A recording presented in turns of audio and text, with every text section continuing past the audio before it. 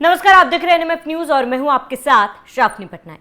बिहार में विधानसभा चुनाव है और इसी को लेकर बिहार में सरगर्मियां तेज हो चुकी है। लेकिन दूसरी तरफ बिहार पुलिस हेडक्वार्टर्स में एक ऐसी खबर आई है जिसने सबको चिंता में डाल दिया है, सबकी चिंताएं बढ़ा दिए, परेशानी बढ़ा दिए।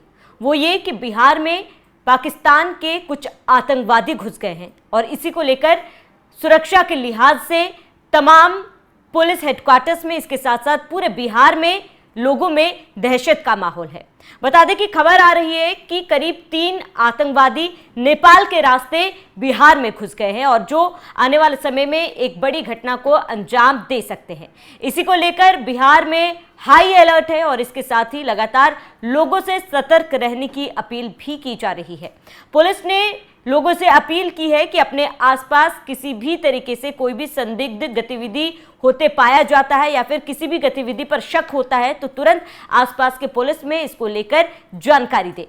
कुछ जिलों पर खास तौर पर इसको लेकर अलर्ट जारी किया गया है। आपको बता दें कि पुलिस के तरफ से कई ऐसे जिले हैं जहां पर हाई अलर्ट जारी कर दिया गया है और इसके साथ ही उन 3 आतंकवादियों के चेहरे की तस्वीर भी सामने उजागर कर दी गई है और इसके साथ ही उनके पासपोर्ट भी पुलिस के हाथ लगे हैं जिसको सार्वजनिक किया गया और इसके साथ ही अलग अलग जिलों के पुलिस थाने में इसे पहुंचाया गया है ताकि इन लोगों की पहचान की जा सके। ये जो तस्वीरें देख रहे हैं उन तीनों आतंकवादियों की तस्वीरें हैं जो नेपाल के रास्ते बिहार में घुसे हैं और कयास लगाया जा रहा है कि हो सकता है कि जल्दी किसी बड़ी घटना को वो अंजाम दे और इसी को लेकर पुलिस हाई अलर्ट मोड पर है और पूरे बिहार में हाई अलर्ट जारी कर दिया गया है। अभी आतंकी कैसे नेपाल के रास्ते बिहार में घुसे हैं वो हम आपको बताते हैं।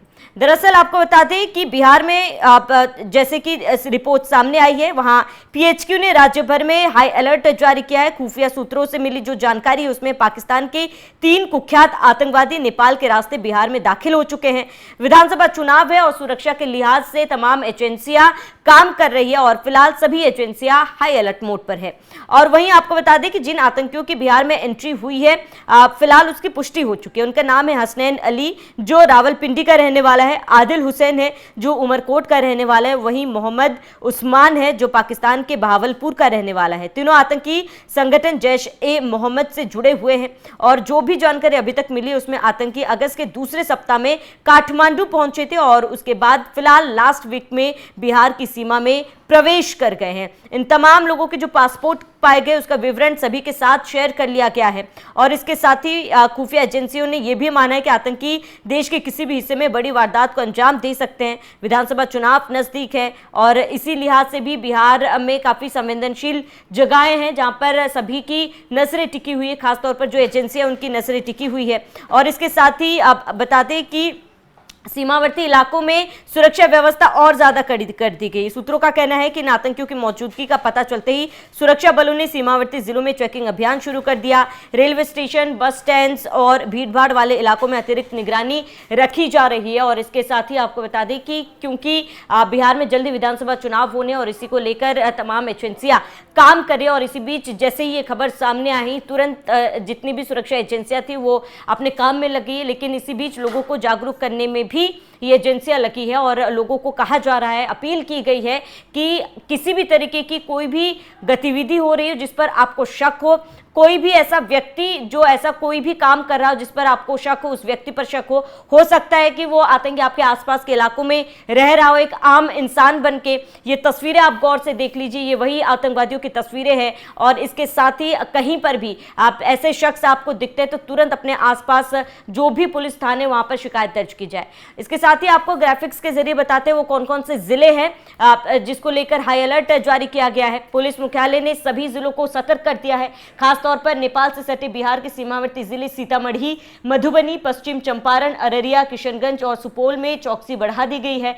भागलपुर और अन्य जिलों में भी अलर्ट जारी कर दिया गया है। बता दें तमाम जिले हैं जिसको लेकर अलर्ट जारी किया गया है पुलिस की तरफ से क्योंकि ये तमाम बिहार और नेपाल के सीमावर्ती इलाके हैं जिस रास्ते ये तमाम जो 3 आतंकवादी है वो बिहार में घुसे हुए हैं। और आपको बता दें कि जरूरी नहीं कि आतंकवादी फिलहाल नेपाल के रास्ते बिहार में एंट्री तो कर चुके हैं, लेकिन ये जरूरी नहीं कि वो बिहार में ही रह रहे हों। बिहार के रास्ते वो अलग अन्य राज्यों में भी जा सकते हैं। तो ऐसे में बिहार से सटे जो राज्य है उनको भी अलर्ट रहना चाहिए, उनको भी अलर्ट रहने के लिए कहा गया है। साथ ही बिहार के अलग अलग बस स्टेशन, इसके साथ ही रेलवे स्टेशन और जहां पर भी भीड़ भाड़ वाले इलाके हैं, बाजार है, लगातार पुलिस के तरफ से गश्त की जा रही है और इसके साथ ही सुरक्षा एजेंसी भी काम पर लग चुकी है।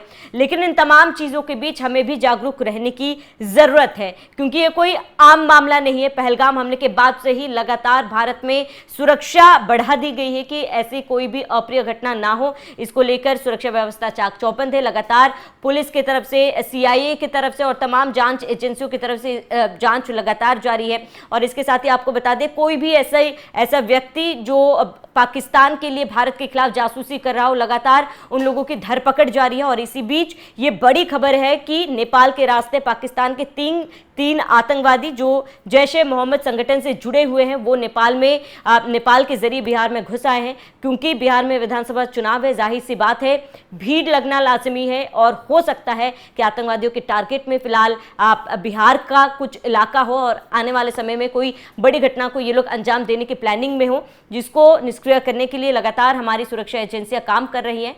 लेकिन लोगों को भी इस पूरे मामले पर जागरूक होने की जरूरत है। फिलहाल इस पूरे मामले पर आपका क्या कहना है, हमें कमेंट कर जरूर बताएं। साथ ही आप बने रहिए NMF न्यूज के साथ।